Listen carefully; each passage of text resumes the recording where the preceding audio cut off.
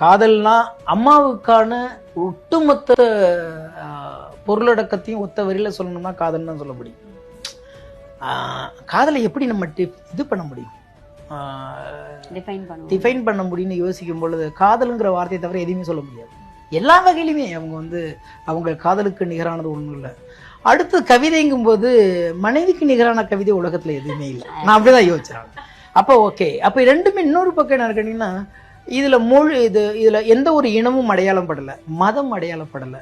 இது எதுலையுமே ஜாதி மத இனத்துக்குள்ள இந்த பேரு அடையாளப்படலை. அப்ப கடைசி இலக்கியத்திலேயோ தமிழ்லையோ கடைசி சொல்லி இருக்கிற வரைக்கும் காதலும் இருக்கும், கவிதையும் இருக்கும்.